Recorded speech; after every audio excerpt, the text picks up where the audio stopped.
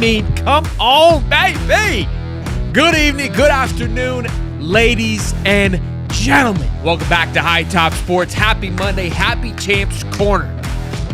I would love to joke around and say we ain't got a lot to talk about, but by golly, boys, I'm telling you, man, Billy knows what's up. He delivers us goodies on Wednesday, delivers us goodies on Monday. He gave us the kaboom today. I mean, we have got good news after great things to talk about. I'm beyond fired up. I mean, when am I not fired up? I was fired up yesterday. I was juicy and spicy with Cody. We had a great show. I'm fired up once again. Happy to see you. Be sure to smash the like button, subscribe, check out the new. Hey, they clean, baby. They clean. The boys, we repping them come game one. I'm pumped up. Ladies and gentlemen, without further ado, where's my mouse? Bring in the champ. There he is. Let's go, baby. BLIU, baby. BLIU. I like it. Come on, baby. I said I like it. Discovery's going to call and make a Gator week after this butt whooping in a couple of weeks here. You know what I mean? So that's what I'm looking forward to. For sure. Man, For sure. good to see you. Happy Monday. Did you have a good weekend? Yes, sir. Man, fantastic, man. Can't complain. Good stuff. What Well, about like I you? said, man, we have got a lot to go over. We're trending for the number one quarterback for 2027. Joe, 2027, easy. We'll talk about it. It means more than you want to think, okay? When I break it all down and kind of lay it all up for you, like, all right, maybe this is good. This should be exciting. We've got a top 100 recruit, Davion Grosse, set to commit here in about 20 minutes. If it goes live, I've been looking all over the place to see where I can find it. We'll be watching. But either way, we will talk about it. Case, baby. Oh, he's prepared. Yeah, I'm prepared, man. I got my chain just in case. Shout out Lane Chain, man. We get a recruit. We gotta. Should I suit up if things go? You might just have to, boss. You might just have to. Oklahoma was trending for the entire summer, and there's been some drama here as of late. We got Wilt Fong. He doesn't know where to put his bong because it's just back and forth right now. You see what I did there? It's back and forth right now. Yeah, he might have to hit one because of just the mayhem that's currently happening with this recruiting process. There was a tweet that said last minute negotiations were going down, and it looks like Florida is putting their name well into the conversation. And I love a last minute close. I love a little Godfather Billy. Yeah. You know what I mean? Taking a little tidbit from the Toddfather, if you will, making him refuse. Making him a deal he cannot refuse. So we'll see how it all shapes up here in about 20 minutes on that one. And he got Baylor in there, so shout out. No, it looks like my boy Baylor's Dallas out. Baker. Yeah. Well, he was in the top 4, but shout out Dallas Baker. Had to Hey, throw him a plug. fourth loser. Good job, dudes. No, I'm just kidding.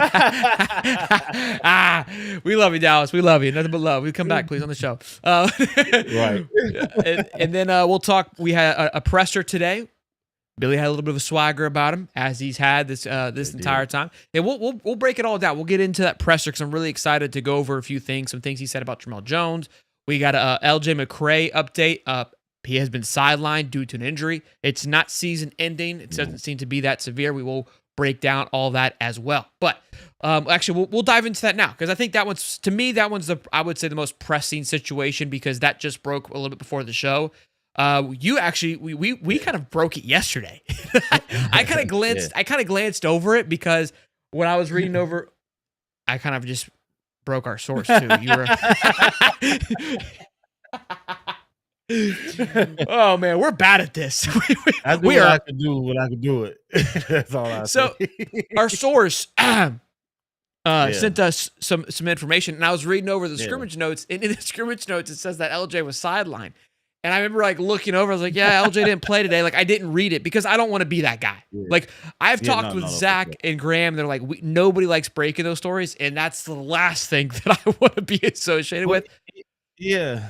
And if people out there watching stuff, but for me, when I, saw it, I didn't think that it was anything major anyway. So it's I'll just say this: for a lot of what we're doing, we gotta take precaution. Guys out there doing their thing, they're going hard, they're ramming each other, and we have backups and we have guys that need these reps. So if you got any nick before it can get any worse, hey, I'm gonna give you a breather day.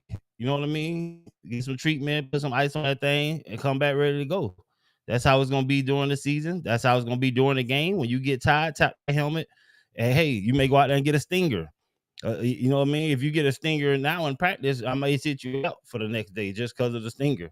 But because I got guys that can get these reps too. I know you can do it. That's why you went in there and whacked them. You went in there and got the stinger trying to bust heads. I appreciate you. Let me give you a breather and let's get back to the program. So, because your what your notes said was like he was out, but he was what? You saw that? No, my notes. No, I'm talking about you.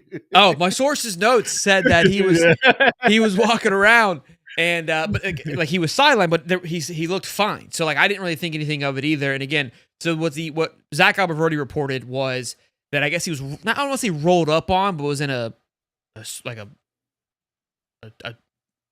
wrestle. A pile. I couldn't think of the. I was in shambles for a minute. I was like, I was about to have a stroke. In a pile up, and I guess kind of got. I don't want to say rolled up on. So we think, when we think rolled up on, we think like way worse. But pile up, got kind of sat on by a couple of guys, I guess, and it's week to week. Yeah. It doesn't seem to be again anything severe, but it just one of those. It's part of the game. Yeah. Good. You in piles, you get with piles, you're getting twisted and turned certain ways. Everybody trying to get to the ball, and stuff happens. But it ain't, you get over it. When I was playing, man, it was times during the season where I would go to class, and the class would end, and I go to get up out my chair, and I feel paralyzed and fall to the ground because the pain would shoot through my back down through my leg, and I had to get a Toradol shot before the game. Before the game, I can't touch my toes. I take the Toradol shot right as we warming up. I go in there right before the game, and now I can put both hands on the ground. No did but yeah. We might have a lawsuit here, Steve. I don't know if we should be. No. Steve goes, I stood up and fell to the ground because nothing in my body worked. They stuck me with something, and I was Superman. Marcus Thomas had back surgery and was out there, doing this thing. Ray McDonald tore his shoulders, knees, and all kind of things, and was out there. When the time comes to perform, these guys gonna perform. What kind of shot was it? Toradol? About it. Yeah. Best drug ever? It don't just make you flexible, but you can't feel like it been times where I almost broke my ankle out there in the play, and you don't feel it, but the next day you feel it. I feel like out of all the drugs I get looked at, I get banned. Like I don't know if they still use it now or whatever, but it was, Hey, I mean that sounds in cohesion with that story. My wife and I, for our honeymoon, we went on a cruise, and I can't think of the virus that goes like it's pretty popular on cruises.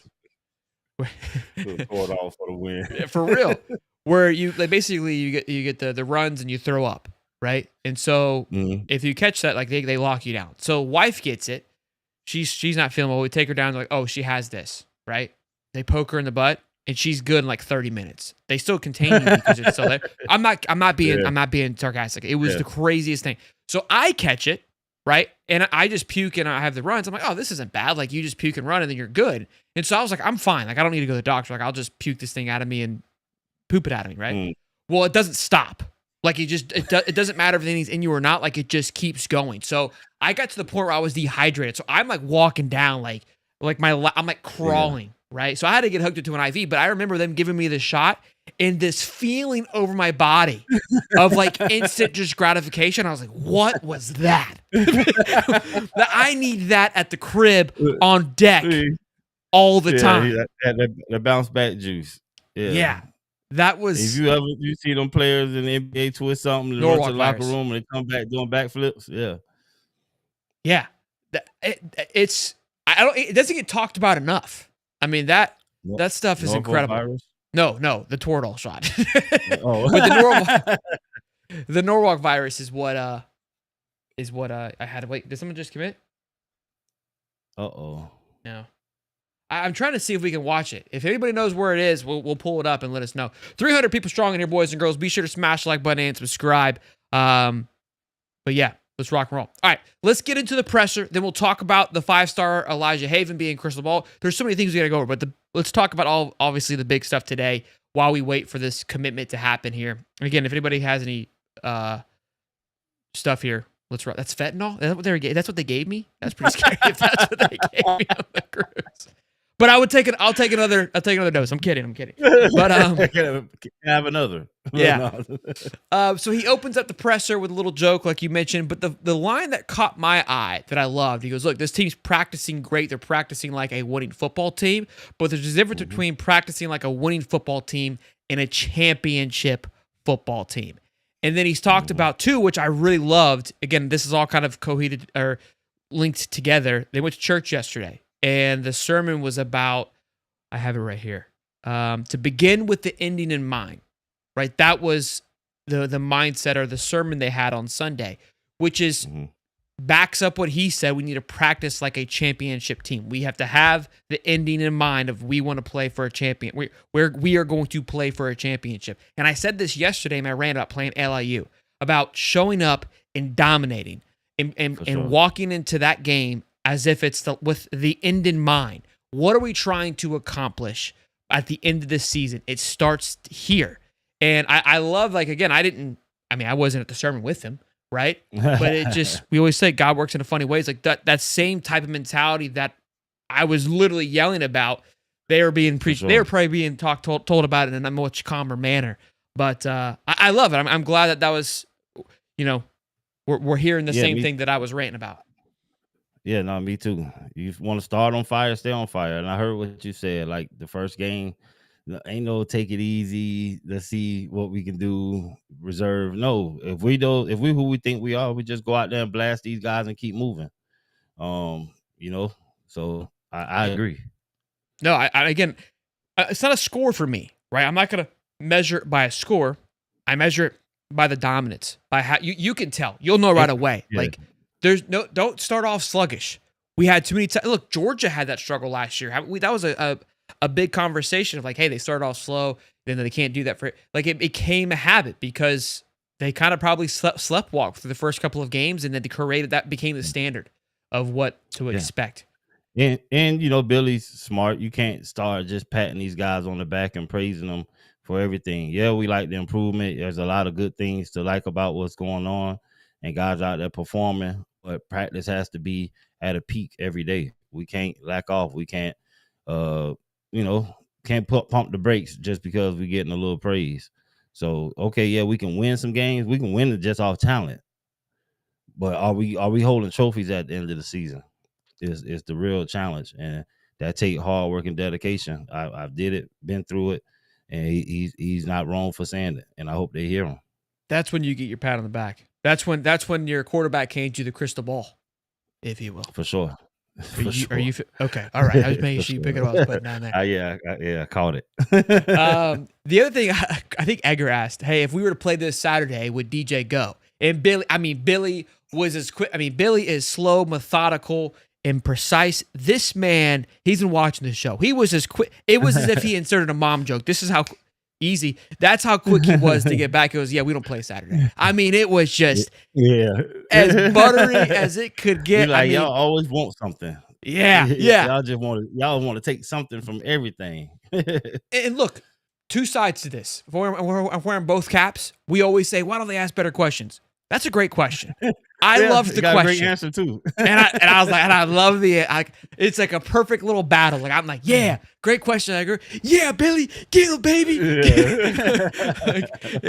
That's why, like, hey, why doesn't High Top get in there? Because I'd be battling my own head in there, boys. You know what I mean? Like, I'm like Team Billy, but also like Team Media. Like, yeah, get him. Ask some hard questions. You'll be in there sparring. Yeah, like I love it all. But look, great question. We want to know where he's at. Like. That's a creative way of asking of like, where are we on this timeline? Mm-hmm. And he's like, I'm not going to tell you because I don't have to. It's hypothetical. No, he don't. He does not. One thing he did say is the guy's throwing 70 balls a day. Competitive. I have that note. It was 70 competitive throws 70. A day. Yeah. Yep. For sure. So that should tell you everything you need to know. And they're, like you said, they're strategic. They're scheming up ways for him to still feel pressure in those settings without actually having to get taken to the ground. And that's what you want at this moment where he's at with his injury and what we need him to be for the season. And we're getting our backup work. So Billy doesn't have to answer that question. We know he could have just said, "Hey," he could have easily said, we know Lagway will want to be there, or Lagway, I'll have to hold him back to stop him from playing Saturday if the game was this Saturday." But that was just it was a great question, but we knew he wasn't gonna answer it like that. And give us something for our opponents to worry about. Y'all worry about that. We ain't gonna keep y'all seen what he did. We get y'all enough access of him throwing the ball. I think one of our guys did a montage of every throw Lagway threw for the day in one of his videos. I forget who it was, Parker or Cam? one of them. Yeah, Cam or somebody did. Oh, I didn't see that. It was every Lagway throw for the day, like a couple days ago, and it was awesome. Oh, So I didn't even yeah, see it. yeah, you I gotta gotta check check that out. I'm slipping. Yeah, no. So yeah, we good. I saw that he also said, I think, I don't, a lot of news today, a lot of information was cycled into this Yeah, brain. But I read somewhere that it was his best day to thus far at camp for DJ Lagway. Yes, that's And what I he think said. that's what's really exciting to me is that each day, each time we hear about them, there's progression. Right? It's like there's been progress. I mean, think about the last couple of years, there's always been some kind of like, hey, they looked bad today. Hey, they looked sloppy today. Hey, they looked this today. And I've seen coaches, Arizona State coach came out, ripped his team for it. FSU's defensive coordinator ripped his guys for it. Look, you want that too. I'm not saying that you don't want that to happen. You don't want this perfect little sunshine and roses. I think this team has been known to hold people accountable for their actions. Yeah. I really just think that they're operating at a level where they continue to push themselves. And he really said, he goes, look, the offense, you told me the offense won today, right? That's what Nate said. That's what he said. Yeah. He says been a lot of back and forth, a lot of great competition. So I love the excitement, and we're about to get into Tramel Jones, but did you have any thoughts on that part? Yeah, I think the whole breakdown is fascinating, even with him saying today was his best day. I think that says a lot considering what he's already done. I think as a coach, Billy knowing the offense, knowing what the read should be, where he should be going with the ball, how fast it should be in his mind, because he knows what's open right away and he knows what the check should be. I think that just speaks to Lagway getting his timing down, like understanding fully what this thing is and just running as a perfect engine. Another thing that I took away from it that was big, what it said, that he has more velocity on his ball than he's ever had. Billy actually said that. So I know there were times last year where, the read probably was there a little bit faster and he still made the ball get there. But even if was slow to the read with more velocity, the ball's getting there faster. So he could fit it in windows tighter windows. But then having the process, I think we're poised to see some great stuff from Lagway this year. Just listening to Napier talk about him and a guy that's around him every day, going through the process with him, saying he had his best day. That's decision making. That's not just throwing the ball. He's not worried about the ball. He's worried about the process. And so then you saying he has more velocity on the ball with the guys that we have, getting the ball in the hands of Tank Hawkins faster. Just imagine those split seconds are the difference between getting a touchdown. Cutting loose, baby. Or not. Yeah, it's a game of inches. No question. We're going to play a clip from what Josh Pate had to say about our guy DJ Lagway here in just a moment. But Tramel Jones, look, here's something I've noticed with Billy. He did it a lot with AR. He did it with DJ last year, where he tempts expectations. Everybody's asking about the shiny new toy. Nobody's really asked about Tramel because the toy is still DJ Lagway. I mean, they're asking, but nowhere near when it was AR of like, how's it going? What's going on? And then when DJ comes in, like, what is he doing? Is he just blowing your socks off kind of thing? And I remember him just being very timid, if you will, and kind of downplayed their talent. And I don't know if he was doing it on purpose or if he was just being honest. I don't know. But when asked about Tramel Jones today, he goes, yeah, he's buzzworthy. He's like, because somebody said he's getting a lot of buzz. He is buzzworthy. And came out because he asked it 3 different times because I think people couldn't believe him. But he goes, yeah, the second spot is a 3-man rotation right now. It's open between Tramel Jones, Harrison Bailey, and Aiden Warner, which is wild to think that Tramel Jones showed up to campus in January off of an injury. He didn't even play his senior year and has just made tremendous strides. And I think that's where Bailey's like, yeah, he is buzzworthy because of what he has done in the short amount of time that he's been here. Thanks, baby.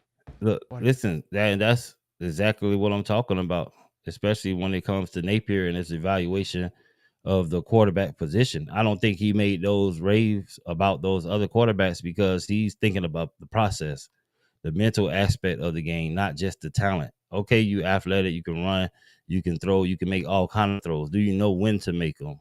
Do you know how to stay in the pocket? How do you receive the playbook? All these other things, and being on timing with running our offense, knowing the play clock is running down, being on schedule, all those things go into being a great quarterback. And I think Tramel Jones is a tremendously smart kid. Just even in the little video Florida Victorious put out, like the old school thing, even in his answers, just listening to him, he's a smart kid. And so him and that learning curve and being able to pick up that stuff to say that he's battling openly for the number 2 quarterback position, it speaks to him him being able to pick up plays and learn playbooks, speaks to his brain power, not just his athletic ability. He wouldn't be at Florida if he couldn't throw the ball. And Amen. then when you take his size into consideration, you have to know he can throw the hell out the ball. And we've heard about And this so, offense being yeah.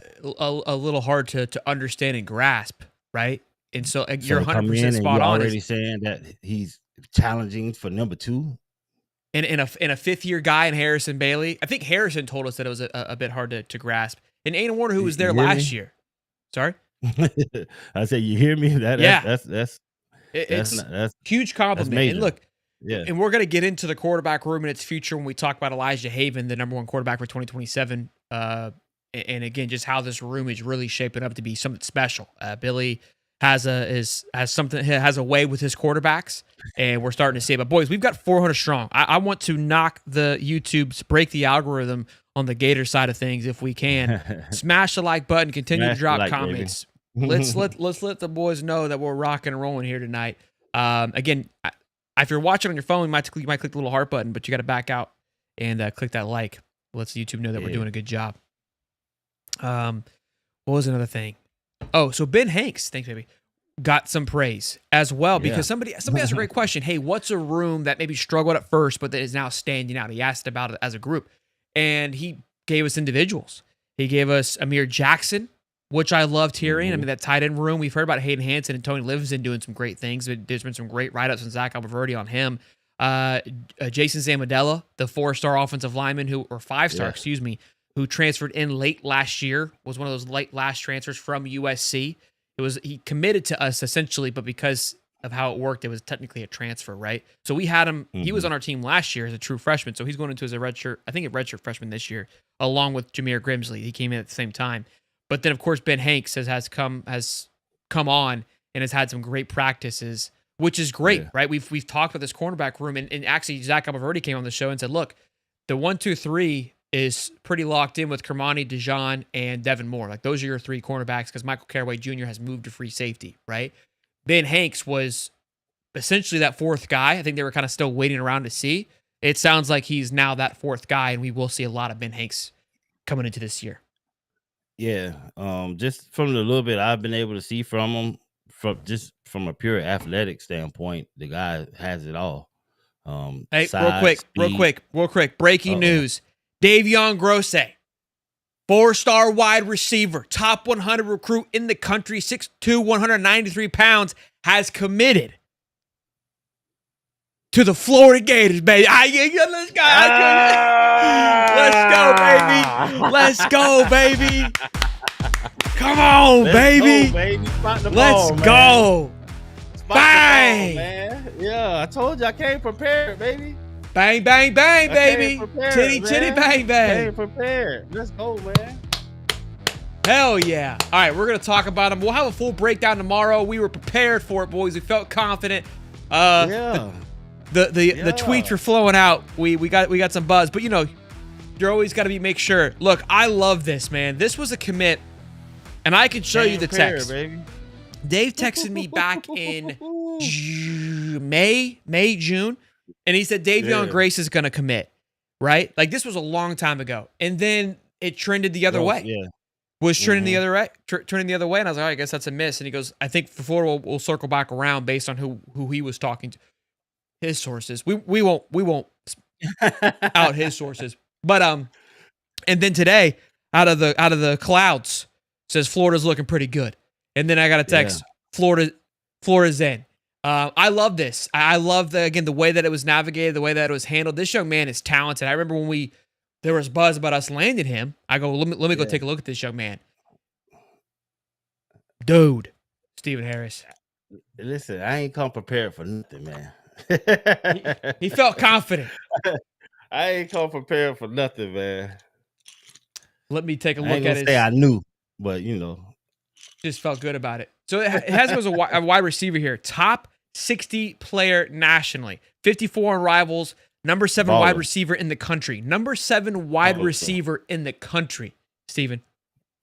Baller, kid. Baller. Should we Cody, crank it up. He already did it. He redid a scorecard. I criticized him on his scorecard looking like a 3-year-old did it, and he took it personally, and I love that. And made it his mission to fix it. It looks awesome. So that'll be up tomorrow, maybe tonight. I don't know yet. I don't know how I'm feeling. I'm feeling jazzed up. We'll see. But let's take a look. I don't know if it's added him to our class yet, but the wide receiver room with Marquez Daniel, the 6'5", top 100 player or top 150 player, excuse me. Don't forget about Justin Williams in this class as well, top 200 player, 5'11", 190, the up and coming VB3. We got to do the calculator, Steve, because it's not. Hey, we lit, dog. I don't think we've had a show together where we've had something like this. It's gonna get real ugly, man, in the future, man. Yeah, we about to get reckless. Yeah. Shout out to Billy G, man. Hey, Steve, if Florida, we got a couple Billy G, man. For real. Billy, he would be our highest rated recruit. Davion Grosse is now our highest rated recruit at 97.9. This young man is a dang near 5-star with 19 commits. This puts the Florida Gators at a total of 247 here, with a team ranking with 263, 19 commits at right behind Miami, who has 265 with 22 commits. And I think this would bump our average rating. Yeah, we're at 91. I wouldn't be surprised if it puts it over 92. Excuse me? How many commits they have? How many 22. commits Miami has? 3 more. How many we have? 19. Yeah. Quality, baby. Quality over quantity, baby. Oh, wow. Georgia took the spot for the number 1 class. I didn't realize this by half a point. Quality control, man. Shout out to Billy G. Shout out to Billy. The Billy Boys. The HBC. Shout out to Billy G and Billy the HBC. I love it, man. Great pickup here for the Florida Gators. Again, their highest rated recruit up until this point. Almost a top 50 player in the country. We'll see how it shapes up. Don't worry, guys. Don't worry. I told y'all a while ago, just hold your horses, man. Don't worry. Steve not worried. Steve not stressing. 500 strong, boys and girls. We're fired up. I know what's going on. I know what's happening. We're happening, baby. Yeah. You only get to strike fire or oil or gas so many times, man. And when it's hot, it's hot. Yeah, I mean this to me in the near future, man. Just so y'all know. Look, man, here's what excites me. There's a ton of buzz around Gainesville, obviously from us, but the outside noise is ramping up tremendously. There's people that are chomping back at it, as you expect. I love it. Like, give it back to us. Lou's been giving it to us. This guy Tony Finale or whatever on the On3 podcast with what's his face? I can't think. He went on his little rant. Have some detractors. You got to listen. I get it. You want to have some people want to hate and push back, and there's reasons for every argument. I'm all ears, baby. I'll hear you. But there's a lot of buzz, a lot of excitement, and I mean, on top of this news, we're going to talk about Florida being Crystal Ball for the number 1 quarterback and how big that is. Come on, man. It's turning. It's all turning in the right direction right now, man, and it's exciting. It's an exciting time. That brings all your linemen and all that other stuff come with that. Mm-hmm. So just hold your horses, baby. Boys are fired up. We got a super chat. I missed it. Oh, there it is. Lane Chains, $2 says, "Let's go, baby." Yeah, baby. Know what time it is. We're in the building, man. I love it, man. Good stuff there. Good stuff for the $5 off your lane chain. Spot the ball in your code. Spot the ball, baby. Spot the ball. I love it. All right, let's get back to Billy. Talked about Davion Grossi, about a full film breakdown of him and what he's going to bring to the table. Oh, I know yeah.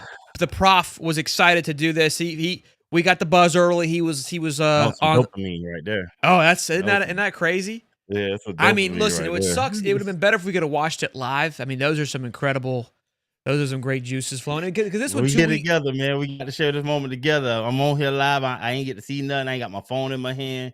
You broke the news to me, so it's great. all right. Same. I was reading it too. I was kind of amplifying it, so I guess Yeah. it was similar. You had me on the edge of a seat, like he finna let me down with this hyping it up in the beginning, man. I hate Shelton. And you said the Gators, Lord. Is it me or is it a Q easy and optimism? Is it me or is the curse slowly breaking? You know, when you think about that, right? I remember the first curse that Billy broke, and that was big for Florida. It was the IMG curse when Kamari Wilson committed. Like, that was kind of a big deal. I feel like he slowly has been doing that, right? Like breaking these small little curses to move things in the right direction. So it's good stuff, man. It's good stuff. Yeah. You got to get the culture right, man. And you know, you can break players or you can like slowly weave it out. You know, Erg came in and just broke stuff. True. Billy is more methodical, and I think programs are starting to understand the landscape. Everybody, you're gonna win, you're gonna sustain something, but when you win at a high level, people go to leaving early, and it's hard to maintain that. And so you're gonna lose some, you know what I mean? But then you got to build it back up. But if you're just getting rid of people, you ain't gonna never get a chance to keep the culture. Amen.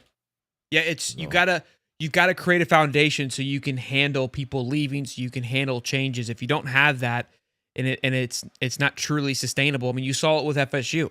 You built it up for a quick flash, but it wasn't sustainable because you didn't have a true foundation surrounding. Now, could they bounce back this year? We'll see. But to go 13-0 or 13-1, excuse me, and then fall off to 2-10 shows foundational cracks. Like, that's, I mean, that's culture. Yeah. That's to a T. Zara says, Tim Bucks, Gator Nation, stand up. Message to the Gator legend. I think he's talking about you, not me. Just in case you weren't aware. Why y'all did them Buckeyes like that in 06? They suck. And Troy Smith ran from us at the mall. If he didn't run from us at the mall, we wouldn't have to get him at the game. I love it. Hell of an answer. You know, we saw him at the mall for real. Before the game? Yeah, we all went to the mall. We had on our warm-ups. They had on their warm-ups. And the mall was so big, it was like 3 stories. But we was at the 3rd story. Back when malls were cool. Yeah. Yeah, you could look down into the like middle area, and we saw them. They was at the Build-A-Bear store. The Ohio State guys. So I'm with Mark. I'm with Jarvis, Ray, Joe, all of us. And so we see them and we're like, Troy, yeah, we coming for you. And then we ran like to get to the elevator, escalators to go down there, and they left them all. So y'all would have fought for sure. I don't think they wouldn't have wanted to fight. That's why they left. That could have been a story. That could have been a story though that we would have been talking about forever. Yeah, it would have been like Stephen Harris smashes the Ohio State in the Build-A-Bear store. He stuffs all kind of foreign objects places. We built a Troy today, boys. Okay, we got a very own build a Buckeye. That's what we did. All right, Stephen Harris is holding like a cartoon or a build a Troy Smith. I love it. Yeah, I love it. All right, let's get back to these notes here. What else we got? So Pup Howard was back in the mix, which was good to see. He's been dealing with an injury. Again, the linebacker room has still turned heads even without Pup. So we've been talking so many great things even without him being there. The D line, the depth at D line, Billy said it's Saturday ready. The D line there, which again, hearing him compliment those things, he'll kind of say, I love this team, I love where it's at, but to say, I would say more direct compliments into the sense of like, yeah, these guys are ready to go. Again, it just kind of oozes out more confidence than we've seen in Billy in the past. And that's a big statement, and he's almost forced into saying that because, like I said, and it's supposed to happen this way. If you're gonna win, the D line is out there kicking behind and taking names. He was saying, I heard him say some stuff about like pass reps, hard to block these guys and stuff like that. And it's not him not saying that his guys can't pass block. That just means our guys are elite and doing a hell of a job. So he has to compliment them, and saying that, because otherwise it'd make your offensive line feel like they suck. True. Good point. but which he knows if they don't, you're not going to run against. You don't see a Gums every day. You don't see a Tyreek Sapp. We saw Tyreek Sapp picture. We know for a fact you don't see a. You Tyreek saw that Sapp picture, right? day. We know for a fact that you don't see a Tyreek Sapp every day. We know for a fact that you may not face a Tyreek Sapp all season on any team. The last couple of years, I've seen like the Micah Parsons and the Saquons and just these freak athletes. They had them. We got right, them. And you're like, man, like what I would. And usually they're kind of one-offs, like they're on like a team that's kind of quiet, but you just go watch that team because that particular player, right? For sure. We got one. See, we got a couple of them. Howard is 240. He specifically talked about his size and saying that he could play outside linebacker, DN. He could play all that. He's 240. The 244 he might have said, if I'm being. Who's this? I'm not sure. Not Pup. Who we got back? No, Pup Howard's back. Oh, Childs. Yeah, I think he's talking about Childs though. Was the size too? He was high on him today as well. Aaron Childs. Yeah, and I think he spoke about Howard too. At that size, but just maybe he did. I remember back in the day when I used to see. I'm from Miami, so University of Miami was right down the street from me, and Frank Gore ended up going there the year before I went to Florida. So I go to the campus and I seen DJ Williams, linebacker. And this guy was the biggest. I'm like, ain't no way in the hell he play linebacker. This is a defensive end, D tackle, possibly. Me looking down back then. We got guys that are built like that now. Yeah. You know what I mean? You got 6'3", 240 at linebacker. There's a difference between having the size and the weight. But then the build, the speed. You didn't look like it. You know what I mean? Like yes. you don't need pads looking like. Right.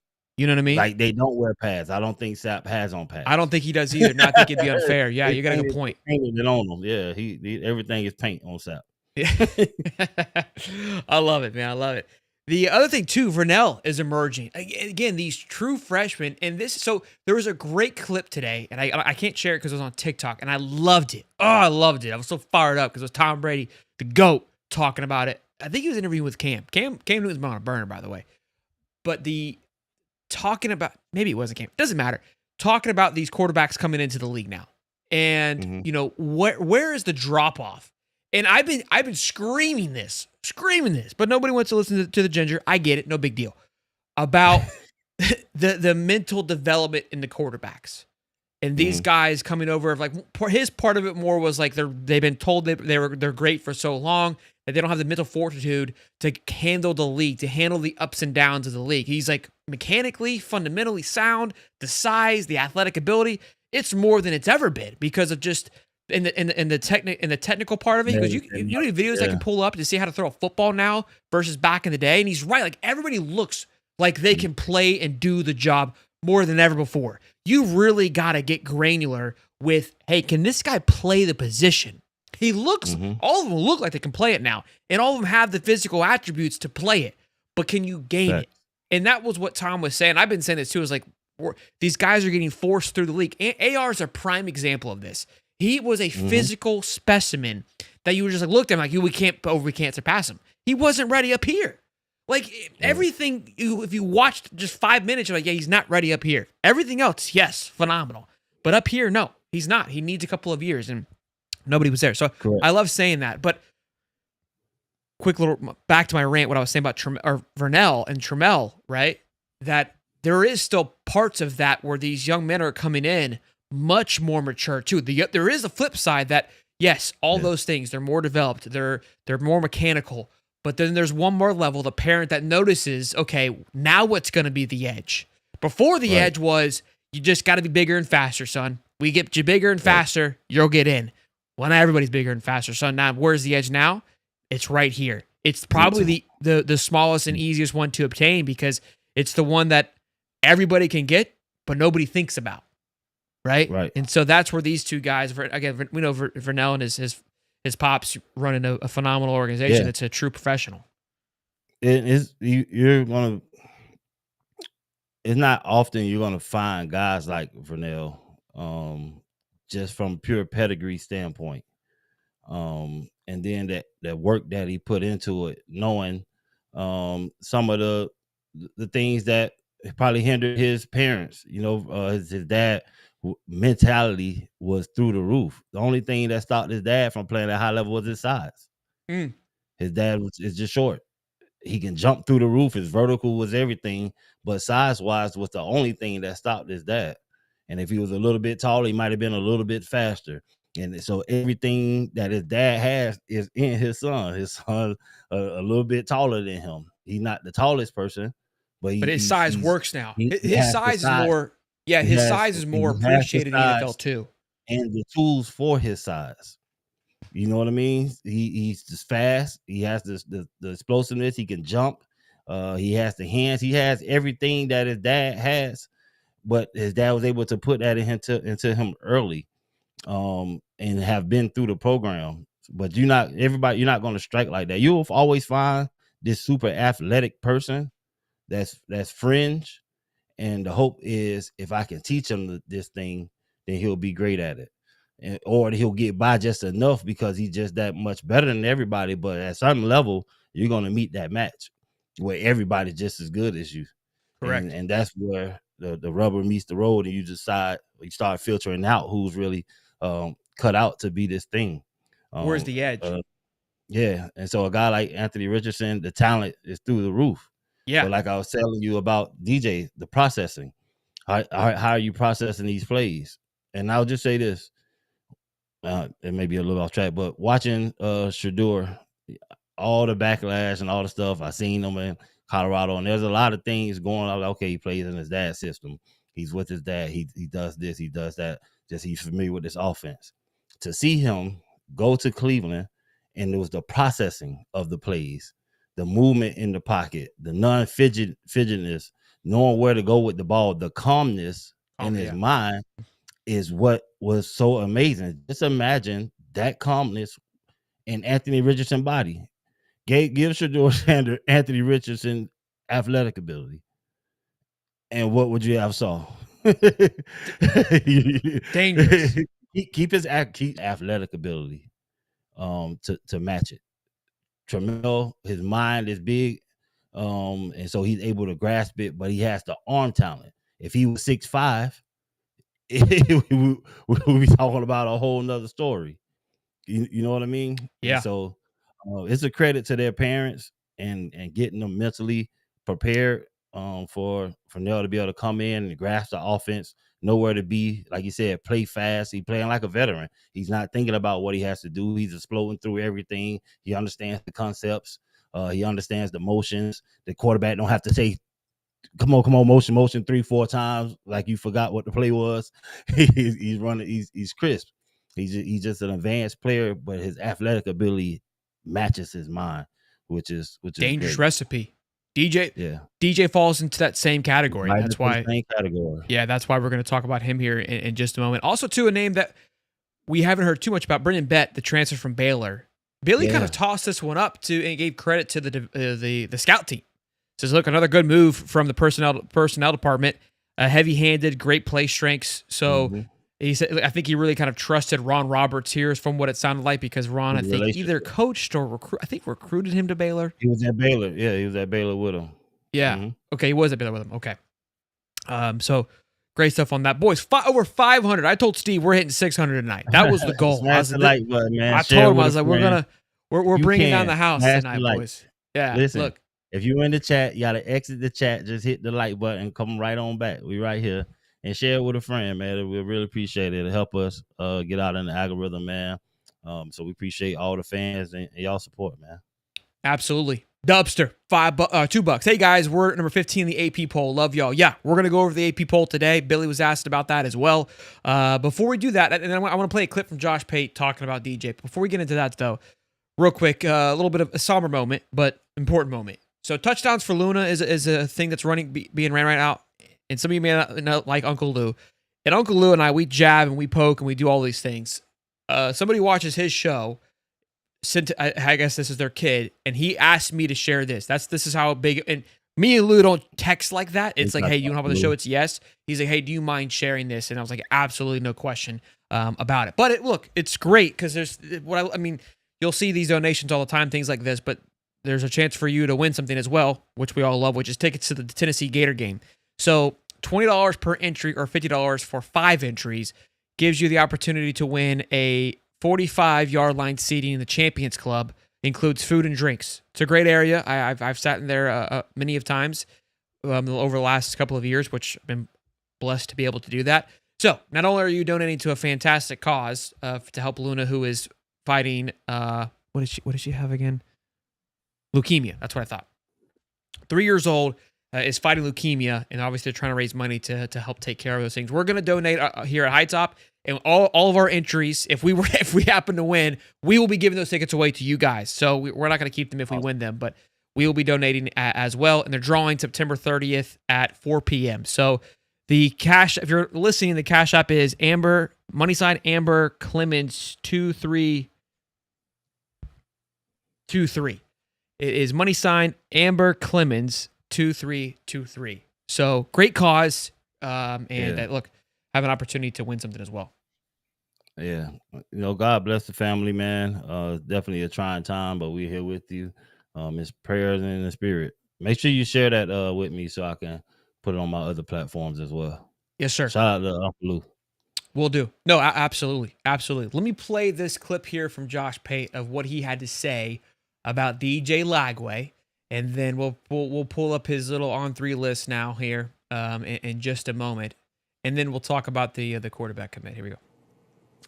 And we had a question about quarterbacks, and a lot of people have asked a version of this question.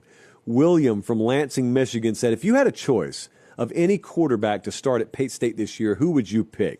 I went with DJ Lagway. I think DJ Lagway at his best can be the best quarterback in the country. Now, I have, just like you, heard the injury concerns. I've seen the injury concerns. But I think when you blend raw talent and explosiveness and deep ball accuracy, when he's at his best, he can be better than anyone in the country. DJ Lagway led the SEC last year in completion percentage on balls thrown 20 or more yards downfield. And I still think there's a way for him to level up his passing game. 2025 should be his pop year. And I'm not just talking about at Florida. You said I can have him at Pate State, where I've got good personnel everywhere and high-character kids as well. DJ Lagway would be my number one. I'm going to tell you who's close behind him, though.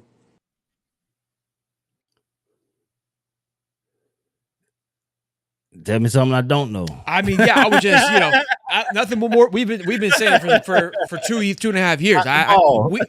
Spot the ball, so no surprises here. And again, shout out to Pate. I don't know if you guys saw, he redid his studio. Yeah. I'm not saying we had it first. Listen, we don't have any big on-3 contracts. Okay, we're just in our mom's basement hanging out.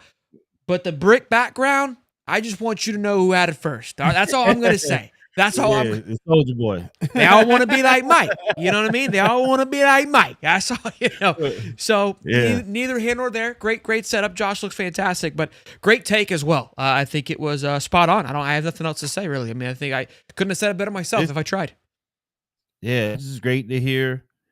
Everybody else, he's been vocal about it, but just to reiterate it, to double down, I would say, on Lagway and his ability, just great to hear. Now there's pressure, but pressure is opportunity. So DJ gets to go out there and be great, and just back up everything that everyone's already been saying and been seeing. He's done it already in high school. He came in as a freshman and performed well, 6-0 whenever he was on the field, whenever he finished the game. So I expected to go up. We got weapons around him. His knowledge of the game, like Coach Napier says, he had his best day yet. And I think that was not probably just best day I think his best day just as a Gator in practices, period. So I think that says a lot. Making progress, moving on the right direction, boys. Speaking of quarterbacks, the Florida Gators were crystal ball today. I'm going to change it. Crystal ball is kind of an old term. It's more of just a feeling, a prediction anymore, a guesstimate, if you will. Crystal ball, it's dying because to me, a crystal ball used to be like, this is where the kid's going to go. This is where he's going to commit. That's where they feel Florida's leading the way. Semantics, but anyways, Florida has been heavily in the mix alongside Michigan. Sorry? Forecasted like the weather. Exactly. Florida weather. Like a 6% chance of rain. Like it could happen, it could happen. But this is huge. And the reason why I was really excited about this, because him being the number one quarterback is no secret. This young man has been the number one quarterback for the last couple of months now. And the reason why is that important, Sheldon, is because Florida typically will find a guy and then it'll kind of creep up in the rankings and then offers will come through and that's where Florida falls off. There's no secret here. There's nothing to hide. If the offers have already flown through, Bama's been there, the people have already been knocking at his door. And that's why, for me, why this is so important, because I'm like, 2027. They'll talk to me till next December, Sheldon. Will Griffin committed this time last year. I think we feel pretty damn good about Will Griffin. DJ Lagway committed, I always say this, committed this in this year's cycle, essentially, but in December. So 5 months from now, if Elijah were to commit. My point is that it's not too soon, especially because we've seen this entire recruiting cycle shift up about 3 or 4 months. So that December when DJ committed is now right around now for that year. 2026, there's only a handful of guys left, and we didn't see much craziness. Outside of a few players, Florida was part of that. But when you're talking about the bulk of recruiting being done for 2026, I would say about 80% of the guys are locked in. Not just for Florida, but I'm saying across the league, which is huge, given the fact that we're in August and that it's almost done. And that's why we don't have as much excitement as we normally do. It's also extremely important to have your quarterback established, the first thing, because that's your key piece. That is your golden ticket that centers everything up. Last year we didn't have one. Shamel Jones was a late add-on, and that's where you saw things kind of, okay, there is a formal class rocking and rolling here. We've seen how healthy this class has been because of Will Griffin being the established one to lead the way. This is monstrous. And when you think about what it could be, if things are in a perfect world, you go from DJ to Trammell to Will Griffin to Elijah Haven. I don't think it's going to be that seamless. Someone's going to lose their job and that's how it should be. That's just the name of the game. There's not enough time in there. And some people are like, well, how is that all going to work out? I got to be honest with you. If NIL, I think, is going to help maintain it, there's a way you can do it.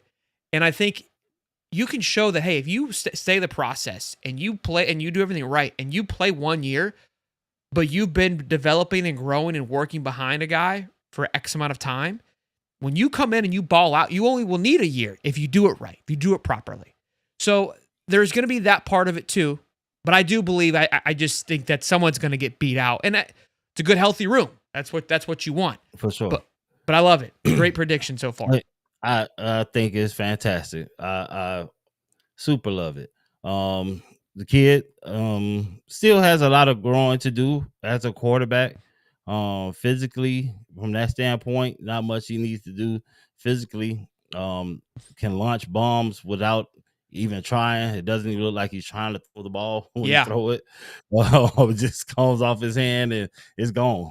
As soon as it leaves his hand, it's like, he didn't even throw it that hard, but how did it leave so fast? Yeah. I was thinking the same thing. It was just almost like magic. I never saw anything like it. It was like magic. It's like I lofting it, but it's flying like a missile. Yeah. But then athletically, just his ability to run the ball. And I want to say be a dual threat, but when he does run, when the pocket breaks down or on some of his design runs, he has the ability to pull away from some guys with his long stride. I wouldn't say the quickest, but he definitely has a nice stride, and he looks fast compared to some of the guys that he's been going against. So I'd probably say it could be a solid 4.6 flat. You know what I mean? And with a little more, the kid is definitely, after I don't want to make the comparison, but he looks like Anthony Richardson.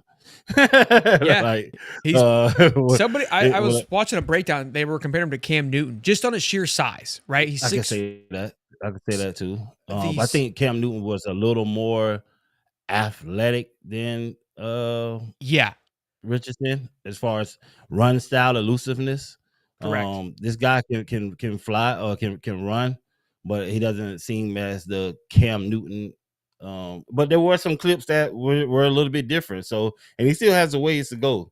To He's only be a honest with you, sophomore. I think AR Tim Tebow Cam was had you on skates, like kind of Yeah, movement. He's not as twitchy. yeah. I guess is a good Yeah, but I description. did see a couple clips though where he gave me that vibe once or twice. But for the majority of his runs that I saw, wasn't as Cam Newton-esque.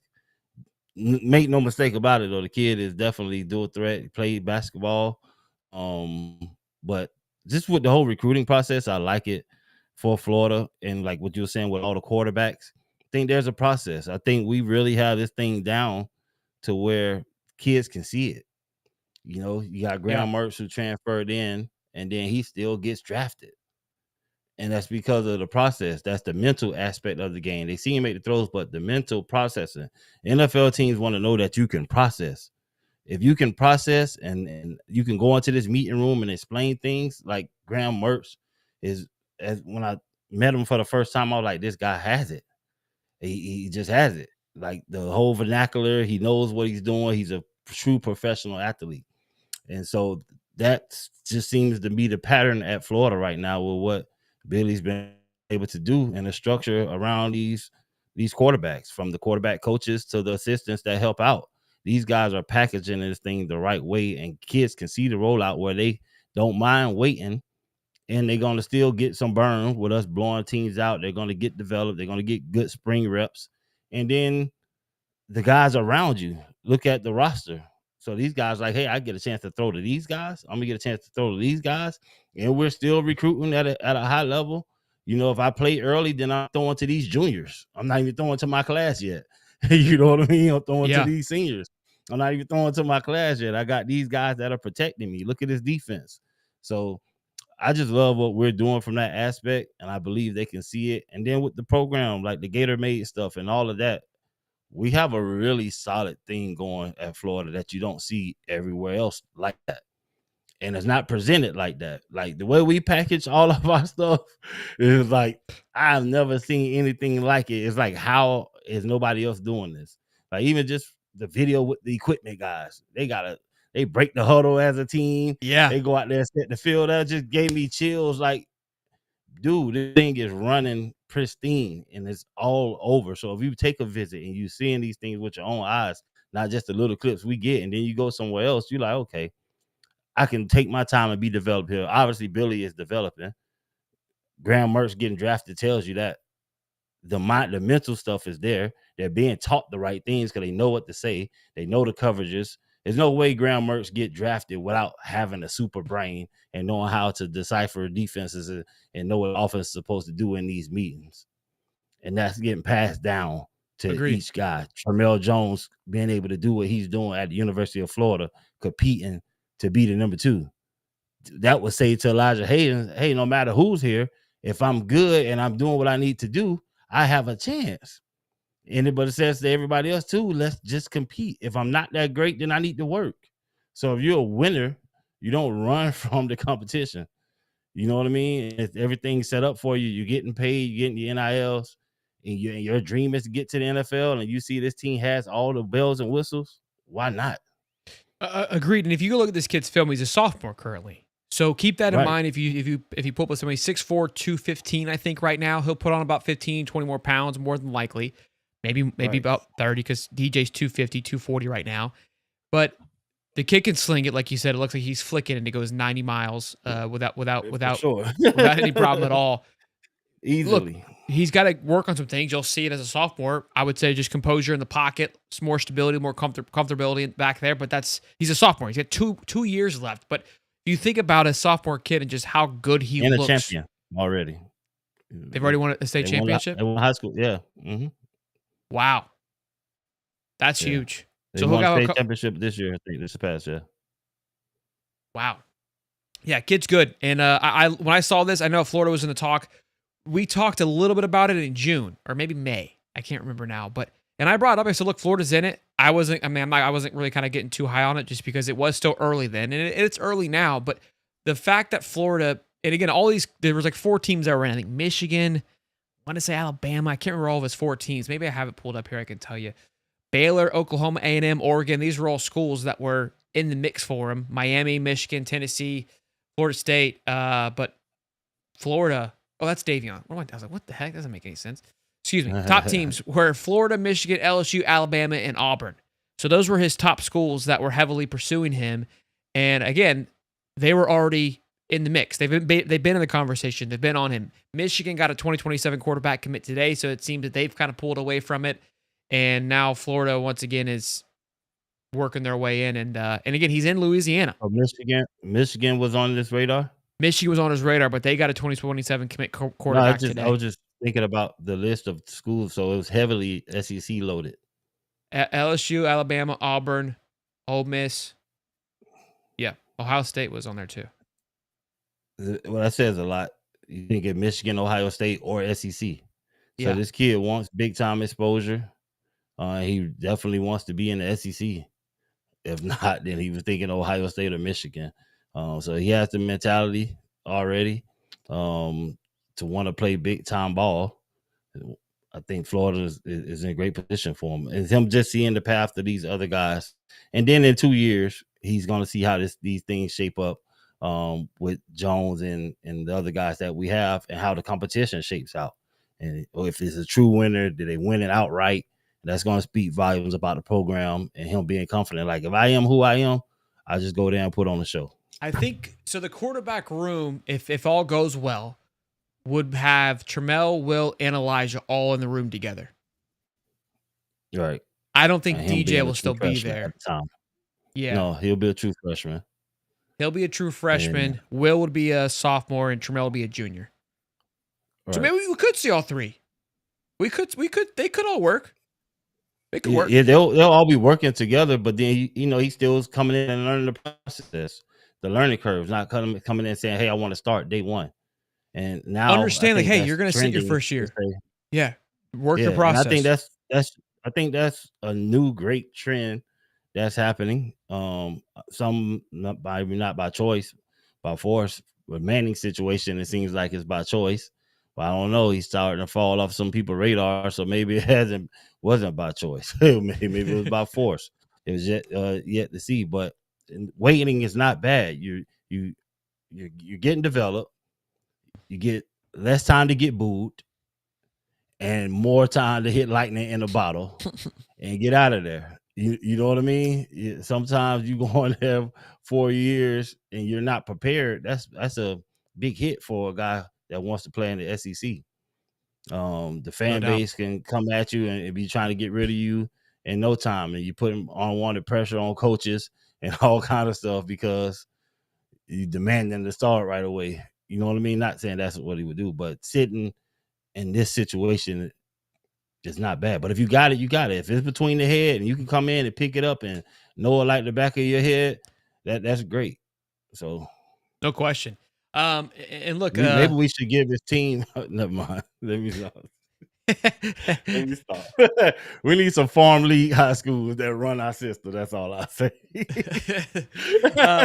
We got Dom here, 37 months of membership. Pray we break our quarterback curse. Go Gators. Absolutely, Dom. We need boys to get going. And then Drew King, $5 says, "Go Gators 12-0. Run starts less than 3 weeks. Let's go." I mean, even Billy's like, he goes like, I would love to play Saturday, but we don't play Saturday. He's ready to go too. He's ready to bust some heads, to say the least. I'm pumped. Let's take a look at the AP poll. So this is going to be what's used, obviously, for ranking your top 12. And honestly, when the coaches poll came out, we were 17, and I said, look, I'm not too concerned about it, but I felt that Florida should be about 2 spots higher. That's what I said. There were 2 schools, in my opinion, and it was Oklahoma. And I say either SMU or Michigan should be behind Florida. That's exactly what we said. They watched the show, Steve, because they put Michigan's 1 spot ahead of us, SMU's 1 spot behind us, and Oklahoma's 3 spots behind us. So I'm glad that we're starting to be heard. It's fantastic. It's been a long time coming. But look, for me, top 10's fine. I think Miami, and people are like, well, why is Miami up there? Look, they have recruited very well. They maintained those trenches, which were, I think they were great last year. Secondary wise, there were massive question marks. They've addressed them. Will that work? That part's unknown. You're bringing in Carson Beck. I know we love to hate on Carson Beck. Yeah. I'm first in line, but to get through for 4,000 yards, it's not like Trading he's just an pieces. incomparable of doing the job. I mean, the kid can sling the rock. And look, if they showed to bring in a guy from last year and have major success with Cam Ward, two different quarterbacks, I understand, but they run the ball well. I think it's a healthy top 10 spot for now. I think there's some holes that can be exposed. Florida should be able to do that, but I'm fine with them being up there. Arizona State maintains a lot of their returning their team. I know Cam Scatterbo was a big part of their offense. He's no longer there, but I don't see people having an answer for Arizona State. I think they're a good football team as a whole, even without Cam Scatterbo. But they could be very close to what Boise could be going towards this year, where it was the Nash and Genty heavy offense, and you were very a one-trick pony-esque. It worked, but where are you going to be? Luke Altmaier, Illinois, I love what they're doing. I was happy about that. South Carolina, I think, can be a bit higher. So the fact that they're in Florida, I'm fine with that. But yeah, I think Florida is in a perfect spot. I think some people are upset that they're that high up with not doing a lot last year. I think it's right where they should be on how they close the season, what they're able to maintain, and just the predictions that people are feeling what the trenches are going to do. This obviously we know what they're going to do, but I think it's right where they should be to kick the season off. I think it's spot on. And you said all the right things for why I think it's spot on. And if you're just looking on paper and considering where teams finished last year and what they're bringing back, I think it's spot on. Like you said with Miami, yes, they lost Cam Ward, but you got Carson Beck. We can't just throw everything that he's done away in his experience and then their line production, offensive line, defensive line. So, and then considering where they finished last year, now we know that as a fan or looking at them, I say, oh, they shouldn't be 10. But if I'm just going by paper, not saying if the piece is going to fit or not, or if they're going to build this and this person's not proven, that person's not proven, then I wouldn't have them in the top 10. I would have them behind us, obviously. But I think it's spot on. I think Arizona State and the Illinois, too, just considering their conference, and you know what their schedule is going to be like, I think they're in a fine spot. Even the South Carolina, them being at 13, I think that's like a buffer spot for them. Given the schedule and the guys that have to play them being at 13 just kind of gives us a little bit more leverage. But do we think they're going to win out in the SEC? No. So you would probably say 13 is kind of high. You know what I mean? Or if they're going to be in the SEC championship, you probably say no. Like you're not considering that. But just the teams that they have to play, the teams that are probably going to beat them, gives us room to move up and down, just considering where they start at. And people go like, well, Florida, how did Florida finish, 8-5 and they're ahead? Ole Miss and A&M finished better than Florida, but obviously they had some changes in the view of them and behind Oklahoma. I mean, think about Oklahoma, the season they had to be up at 18. I mean, there's a lot of expectation just because of the talent that's there. So that is why these polls are the way that they are, is because of the team they're maintaining. I think Texas is too high personally. I don't think they're the number one team in the country, but I mean, there's pretty consensus that everyone feels that way right now. So that's some of those are hype picks, but week one is the fact that we get bonuses, but the fact that we get it's gonna show early. I mean, look, week one, day one, we get number 4 versus number 9. We get number 6 versus number 10, and we get number 1 versus number 3. Like, pitch me, baby. Let's go. Like, that is second week AP polls have a chance to be tremendously different. But they're not going to move. Look, here's the thing. Those games, and it shows how irrelevant those games are, because they're not going to just torch any of those teams for losing those games. And I don't think they should get absolutely murdered, but there will be very little movement. Again, because let's say Notre Dame loses to Miami. Miami's not going to fall behind Florida, right? It won't be much movement in the number, but in the weight coming up for your next game. Agreed. You're hanging on by a thread now. So yeah, good point there. But I'm excited, man. I think that this week one is probably one of the best weeks ones we've had in years, in the sense of just overall matchups. Like it's exciting. lot of great stuff. A lot of great games to talk about. I'm excited. The Georgia Tech Colorado game, I think that one's going to be an interesting one because Georgia Tech, I think, is a team that's really good and it has a lot to prove for the ACC. Colorado has some things they want to answer as well. I think it'll be a fun game. So there's a lot of great games that are going to give us some great insights. Yeah, exactly. Texas Tech's a team that I'm going to be watching all year this year. I think they're going to be fun. Kansas State, I love Avery Johnson. He's so fun to watch. It's going to be fun. It's going to be fun, man. I can't wait. Yeah, I mean, with a lot of people, like even down at the bottom, like Boise, what are they going to look like without the running back? I won't watch a single game of Boise. No, I'm not watching it, but just the stories. Colorado, no Shador, no Travis. Can they do it without kids that you coached since you were so young? You know what I mean? Since they were young, the same systems. There's a lot of great stories and just fantastic matchups. I can't wait for the first week. I'm glad that I can watch those games in peace and not necessarily be worried about not say I'm not worried about our week number 1 matchup, but I'm not worried about. No, we're not worried about it. Yeah. I know. I agree completely. We get to appreciate these great games and not have a stressful Saturday. Yeah. No, I normally wouldn't. If we playing a big opponent, I'm not necessarily watching those games. I'm rested up. I'm focused like it's my game day. I don't disagree with you. Like you're like antsy. You're like, yeah, these are fun, but I'm ready for war, Billy. Put me in. You know what I mean? Like I get it. Yeah. Boys, massive overhaul in the garage this weekend because as we know, we got a little one on the way, and as we know, we've been yelled at by the neighbor from being the back is off territory, and we got a lot of late night games.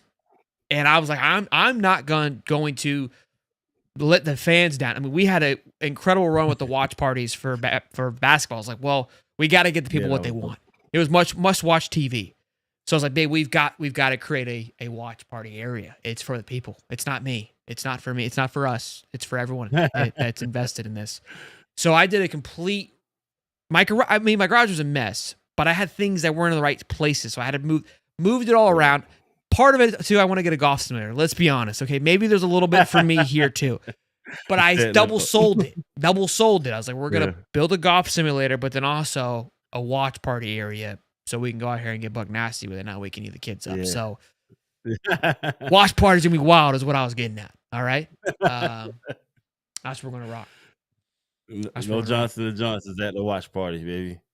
Yeah. No, sir. William Clement says, just saw that you shared the raffle for my daughter. Thank you so much. It means so much to us. Absolutely, man. No doubt about it. No doubt about it. It totally slipped my mind. Jeez. Look, I love this. Danny Riviera, he's always chirping. This show should be called the Disney Florida Show.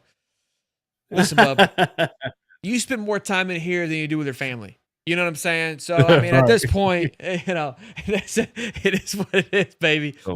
Yes, Florida. You know who I'm be looking out for this year, though? SMU. Yeah, they were fun to watch last year. Yeah, they beat both Florida State and Miami. These are good points. And I think both teams avoid them this year. Maybe Miami plays them. I know FSU doesn't. Really? Yeah, I am. Got to the ACC and they running. Yeah. So let's do that. Let's do our top 3 teams that we got our eye on. Not obviously Florida, but in that big names, right? I'm pumped. Yeah. Iowa's one for me.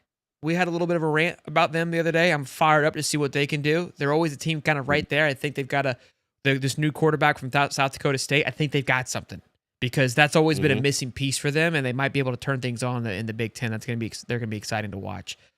Kansas State's another one. Avery Johnson going into his 3rd year, played a lot of hard games last year. They were about a game or 2 away from playing in the Big 12 championship, dropped a few, looking to see if they made some adjustments. I love watching Avery play. He's so fun and electric. And he's got the long blonde curls on the back of his head, so I think it's my son running around. And then I'm going to go with Texas Tech, and I'll let you have SMU. But yeah, Texas Tech, they were another team that was – the Big 12 to me is probably one of my favorite conferences outside of the SEC. Yeah. Like every game, in my opinion, is must watch.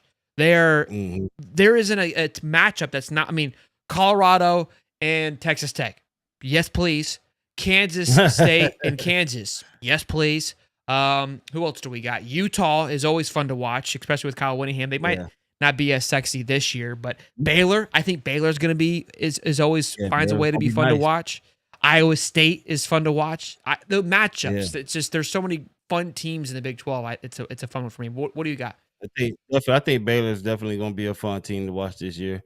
But I'm gonna go with I got SMU already. Mm-hmm. I'll go with these are my teams that are like they might not have the best record, but they're gonna surprise you with the way they play. And if it's a spread, they're probably gonna cover it. They're going SMU, but I think SMU is gonna outperform. SMU probably has the chance to win the ACC. I said that last year, but people ain't want to hear me. They got some gems, man, and they've been working quietly, and they got a bag that people don't know about. They was always one of those schools. If you look at their first poll when they first came out with the rankings, you saw SMU up there with those teams that nobody think about no more. From 1936. Yeah. Right. Yeah. SMU was right in there. I got them. I got Pittsburgh, Pitt this year. I like that pick. I like that pick a lot. A surprise team to cover some of those spreads, and one people not thinking about Tulane. I feel like you just winging that one.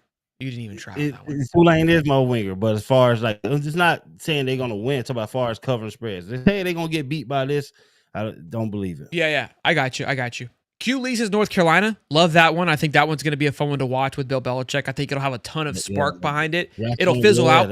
It's got. Dang, how we missed that with a storyline? Yeah, I put it up there for you, freebie. You picked Tulane instead. So I just wanted to go one way different. Nobody was thinking about. Well, because it doesn't. Nobody was thinking about. That was like a Cody pick, Steve. Green wave. Yeah. I said that too. I had two offensive linemen. My high Watch school Tulane year. ball out. Matt and Joe Trainer, they blocked for Frank Gore when we were in high school. They were twins, and they went to Tulane. Oh, okay. And our punter Joey Hudak. No, this is way back in the day. So I always watched them just to see what they're gonna do because of that, and I've been watching them for years. I know they suck, but I just like to see how they play, and upset other teams. They don't suck. They've been solid for the last couple years. Yeah. Oh, UNLV. That one, they're gonna be so fun to watch. Yeah, with Dan Mullen. This is like I get the hate for Dan. I know Florida fans, but like I love it because Lou is. This is why I love Lou. Like Lou has been out and bought UNLV merch to troll Florida fans. Like he is wanting them to be successful, which I hate because like UNLV is a fun brand to me. Like when I liked them last year, I watched those games. Now I can't like them by default because. Well, Dan's there, and now Lou wants him to be successful or troll us. But it was fun. I don't mind UNLV being successful. I tell you what, Dan Mullen is definitely sinking his teeth into Florida as far as recruiting and getting guys to come out there to play for him, and it's kind of paying off on his coast finding the gems. But his name is enough to get guys to come out there. He just recruited a defensive lineman out of Carrollwood Day that I was coaching when he was a freshman. So that was cool to see. Would you consider Dan Mullen a household name? For sure. I knew you were going to say that. I mean, so Cody said that Tebow. You can't if he's attached to Tebow as a coach, so he's going to be a household name. So what I said to Florida fans, yes, he's a household. What across football though, I think it drops off because look, he was at Florida when you guys won the national championship. Then goes to Mississippi State, does some great things with Dak Prescott, which obviously carries a ton of weight because of who Dak was and what he still is outside of winning games, but was still a talent. Like I mean, you can't overlook what Dak was in college and in the NFL to a certain extent. When Florida hired him. Yeah, it was a massive hire. It was a big time hire. I think the smoke has cooled down a bit because of his time at Florida, and I was like, I don't know if I consider him a household name anymore. What is your definition of household? What are you saying? That's a great one too, right? I mean, that's obviously a big one. Like, hey, who do we consider household? Obviously, Urban. Ryan Day's in the conversation. Dabo, Kirby, Saban. I would put Kyle Whittingham. Nah, maybe not. I think as far as exposure, I think Dan has been exposed to a lot of people more than some of these other coaches that would be probably considered better coaches. But his name and his exposure in the football world in the time where things were popping and stuff like that, I think if he comes in your house and sits on your couch, you know who Dan Mullen is, attached to the Gators, attached to Swamp Kings, attached to Tebow, attached to this, to that greatness, that you probably overlook record and all of that other stuff versus some other coaches that come to your house. So when I'm saying his whole name, I would say over Ryan Day, Dan Mullen, just as far as exposure. In the football world of mine, around football minds and people who know football daily, then you probably say Ryan Day. But if you're just talking about the average high schooler or coming to somebody's house and sitting on their couch and talking to their parent, I think his name will hold a more weight, especially in this region. Again, in this region, yeah. And that, again, I think that was a great argument of, again, I like that perception of a household. Like if Ryan Day and Dan walk into a house, does that name carry weight? Right? Of like, Yeah. Anywhere you go. And I think is the big question. And look, I think him being a Once you say, commentator on Coach ESPN. it's like, yeah, and that exposure being on ESPN. Yeah. It's Just to me, I don't know. I still don't feel like I'd put him in that category. I think he did a good job of. Again, you had the blessing of coaching at the University of Florida and being a head coach, but so did Jim McElwain and Muschamp. I wouldn't put those guys into household names. Now, those guys don't have national championships either. And other, Muschamp does. Muschamp does. Good point. Good point. And Dak. Two celebrity. I hear you. Big time figures. I think so. Lincoln Riley then is a household name. I put him on the fringe though. I put him right at the doorstep. That's where I'm at. I think right if he has a great year at UNLV, more in Florida, that would have opened the door wide open. But he still had. He'd still be at Florida. He'd still be at Florida, and 100% to open that door. Look, because if that's where I'm at. I'm like, it's like it feels like it could be, but there's a little bit where it's a little flat. Like in 10 years, we're gonna talk about Dan Mullen. Right now, probably not. Lincoln Riley, don't feel that. Yeah, if Lincoln Riley, like, look, 2 years ago, I was arguing he was a top 5 coach in college football just because of about his legacy. We'll still be talking about Lincoln. We'll still be talking about Lincoln Riley. Wait, what? 3 Heisman quarterbacks? Sure. I mean, that's a hell of a resume outside of his. Yeah, we'll still be talking about him more than Dan, depending on what Dan does. Yeah, just because of what he did at Oklahoma, Lincoln, and in such a short amount of time, and the people that the quarterbacks he has put into the NFL, and again, winning Heisman, those things carry some weight. But yeah, that was fun. No, that was great. Yeah, I'm glad I asked you because again, your perspective of it's different, and I think that's where it kind of felt like household name feels like it's a big category. It's like when you say GOAT or like a Hall of Famer. It's I get why you say it, but when you kind of look at it, it doesn't fit the. Yeah, he's definitely not in the GOAT or Hall of Fame of coaches realm, but he's household name. He's right at the footstep, given the pool of coaches we have right now. Yeah, no question. But don't forget, don't sleep on one more team. I want to see what Sacramento go do with the go over there, man. I'll be watching that just to see what it looks like. You won't watch a single game, but I hear you. I think it'll be fun to see what Jim. I will. I got an app for it. You ain't watching. People are saying Syracuse. I love Syracuse last year. I was high on them last year. It'll be interesting to see what they do without Kyle McCord. I love Fran Brown. I love his energy. So I definitely think that they'll be someone to watch too. Who's somebody? Vandy. I'm not like they're not a team I'm caring to watch for. Like they're just. I'm not being a hater. Like Diego Pavio is cool. Somebody said it today. Go ahead. They don't get enough celebrity or star power to want to tune in. Watch him. It's not like you have one player that's like, man, he's just so Pavio. Great. But Pavio fatigue. Somebody said in the chat, and I was like, it's getting there for sure. We'll talk about this on Thursday. I was going to talk about Harold Perkins, but boys, I want you guys to know, just for those who keeping up with it, this thing's ramping up. Obviously, we have our live. I'm sorry. Jay Cutler's been Vanderbilt's greatest quarterback, right? I think so. Yeah, he was a beast when we played him. Yeah, Jay Cutler was a dude. Yeah. Boys, let me give you kind of the lineup here. So every Monday live at 8:05 with Champ, we're gonna be rock and rolling. Every Wednesday live at 8:35, we're gonna be rock and rolling. You guys already know that. We've implemented another show on Thursday nights live at 8:25, where it's all thing college football. Tune in, help support the show, continue to grow this brand. We're trying to take this thing to the next level. So we're talking again across the board, not just Florida football. If there's a popping story, well, obviously we'll talk about it. But last week we talked about Iowa, our exciting things for that. Texas Tech fans came in and ripped us a new one, which was awesome. And we talked about LSU too. We'll talk more about them on Thursday because Harold Perkins talked about his position change. So I want to go over that because I love Harold Perkins, a player that him and a few other things that have broke over the last couple of days. Alabama named their starting quarterback as Ty Sampson. So that'll be a fun conversation because that was a big topic of conversation for our show in the middle of the summer during SEC Media Week. So these teams starting to find their starters. Tennessee hasn't announced a starter yet, from my understanding. Another conversation point as well. When did Alabama do that? Today, like 5 minutes before the show. Oh, okay. I was like, well, I didn't see that. Yeah, okay, literally cool. 5 minutes before the show. I'm not even kidding.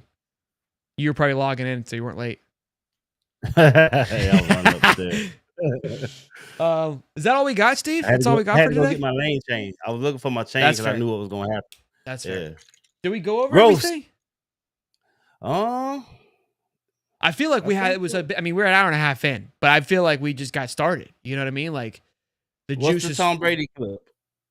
I told him. I talked about it. I didn't play it, but I talked about it. Yeah. Real quick, I don't know how true this is, and I'll preface this. I quote tweeted it before the show because I was messing around.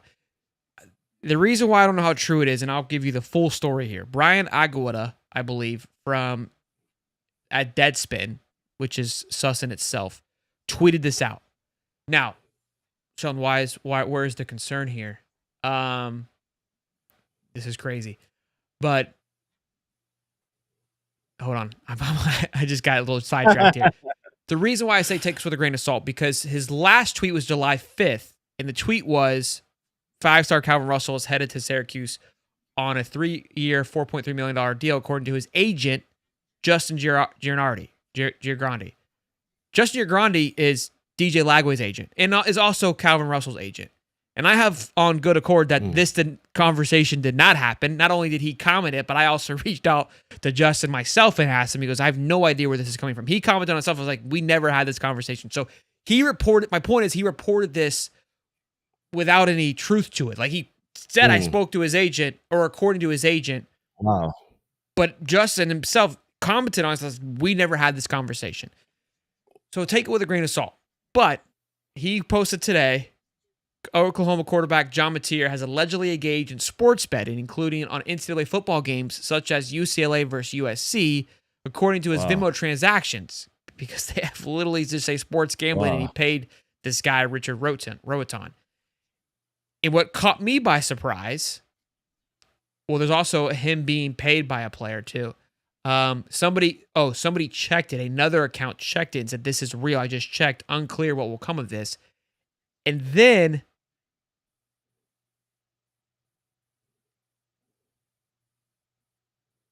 it says nobody got played here. Somebody else tweeted it. You can go to Mateer's Venmo and see it. He was a Wazoo student athlete, and when he made these transactions, he played in a game for Wazoo that season. Payments were made to Wazoo transactions. And then 7 minutes ago, his Venmo was deleted. Wow. So Oklahoma may not be playing football next year. Okay, that's what I'm getting at here. So what started as a simple tweet of like, is this real, is starting to gain some massive smoke. And because of this, we're probably going to be doing another live show because this is massive. Because now actually seems to be, again, the internet moves very quickly, and there seems to be a little bit of a trail. When he tweeted out the Calvin Russell thing, like that was it. Nothing else happened with it. He seems to be doubling down on this story here. So we're going to talk more about it. I'm going to see if I can get my Oklahoma guy on this. That Venmo, man, partner of mine, I had never had Venmo, but I ended up getting it for, I don't know what the reason was I got it. But if you got people in your contact list, you can see what they pay for. It's like wild. It shows you, what they pay for. You can see that they tipped somebody. And so I'm looking and all I'm seeing.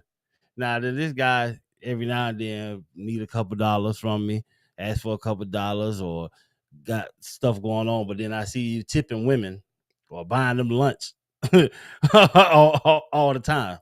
It's like, okay, bro, like You busted him for his own sports gambling. I never said anything. Yeah, he was gambling in a different way, but yeah, I never said anything. But I'm only saying this now. It's probably like 7 years ago when I saw it. But you can see every transaction. If they don't turn that off, it's a feature you have to turn off. People can see everything you buy. It's social why you media would for do that. money transactions. I don't understand like where the thought process was. Like every time I hop on Venmo, which is very few and far between, like I just go on there when we're doing like I've been on there for the last couple of weeks because fantasy football. So I'm collecting. I'm the commissioner of our league, my work league. So I've been collecting money for that. And I just see all these. I always do something hilarious because I know people see it. Like I'll do some non-family related stuff to just make it as like uncomfortable as possible because I know that like everyone's. I don't care. You know what I mean? Like post my Venmos on Twitter. Like it's hilarious. Yeah, that's crazy. Especially when I pay my wife. I listen. I have fun with it, but in your reply to put sport. Now, here's where I see this. Maybe it was a joke. I don't know, but who would label it sports gambling? Like you don't have. I think it's probably from the transaction, from the place, from the site. No, it was what they put. It's what they put. You put that in there. You type as in the memo as what it was for. He literally put sports gambling UCLA versus USC. That was his title. That was what he named the transaction. Damn, full out. And the other one was just labeled sports gambling. Yeah. Like it seems that's why it seemed so like unreal because it's like game, he ain't say anything. You put the whole title. You said, "Hey, FBI, come get me." Why? Yeah. And it may go deeper. Maybe it's throughout the roster. Everybody better start shutting down the accounts. Pop. Yeah. Look, I mean, I'm surprised, to be honest with you. I'm surprised we haven't seen more of this stuff with just how easy it is to gamble, and it's epidemic without a shadow of a doubt. Sports gambling is. Some people just don't have no type of, let's say, street smarts or savviness about them. They get caught up in their own world, been in a bubble their whole life, and just think, "Oh, I'm just on this. I'm gonna use this Venmo instead of using this." And you didn't even research Venmo to know that they looking at your transaction. The crazy part about it is he only probably used Venmo for that. So it's probably not even a whole bunch of other transactions mixed in there. Yeah. I haven't seen it to know. It was deleted now. So there's no looking at it now. Just for this. Yeah. So it's like, yeah. And I you got love a history of every transaction for the day. They probably never see it. Here's how my brain is so messed up at times. Like I obviously, with running this channel, can capitalize on moments like these, right? And so you see this trend here of people like researching to see if it's real and doing their part of it, like these other creators. You know what I did when I saw it? I went and tagged Jason, our Oklahoma fan, because we played him in that golf match the other day. I go, who do you think John would bet on between me and you? Like I took it as an opportunity. Just straight troll. We ain't taking it that serious. We ain't trying to ruin nobody, man. Just have some good fun. Shambles. What did he say? No, I don't know. I think he's probably in panic mode. He's probably in panic mode. I gotta. What's the handicap? Yeah, he's got to figure out what's going on here. So, man, I mean, I think that's good. I think we can end it there. Time. Yeah. Boys, we had almost 500 strong in here for most of the night. We didn't crack 600. I blame Steve for that. But we got up to about 550. Hell of a show, hell of a day. I mean, yeah, we're just doing what we can, to get by. So turn the bell on. One step closer, baby. We're almost there. Baby. We're having fun. Let's enjoy Spot it. The ball. Spot the ball, baby. Might have some exciting news for you too about the first game. So remember, just for me or for everybody? No, we might have some exciting news for our fan base. What you and I talked about before the show? Yeah. You and me talking now? I'd say we might have some. I don't know if it's set in stone. If it's set in stone, yeah. I texted my guy that it's not set in stone. But here's my thing. I think if we have to pivot.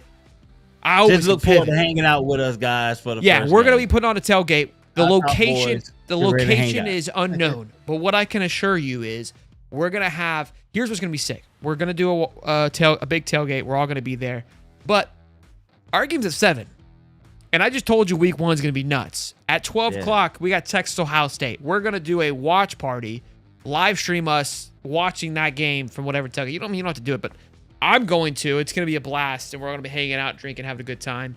And then we'll settle in from like 3 to 4 where we'll kind of hang out. But 12 to 3, 4 o'clock, we're going to be dialed into that game because there's going to be an absolute Y'all blast. be prepared to pull up on us or stream or whatever, but we going to be live and active first game in the video. No doubt. Y'all be good. Smash that like button. Get after it. We appreciate y'all tuning in tonight on Champs Corner. We'll see you Wednesday live at 8:35. Oh, can we talk about Sunday's guest? Oh, yeah, for sure.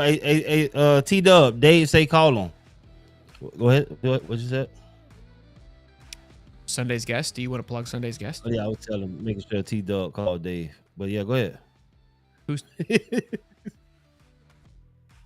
Yeah, Trav, Dub, T-Dub. Call Swolder. He's still there? Yeah. Our guest on Sunday. Can we talk about it? Earl Everett? For sure. Yeah, Earl Everett, 2 2 p.m. on Sunday. I don't know if it's going to be live streamed yet, but back-to-back Sundays, we're going to be hosting champions from Chris Leak last Sunday, or yesterday, excuse me, and now Earl Everett following Sunday. We are just pumping them out over here at High Top Sports, boys, so be sure to tune in. We really just trying to get y'all ready Yeah. for what's about to happen. We're just getting after it, boys. Y'all be good. Stay frosty. Stay safe. Peace and love, baby. Go get it, baby.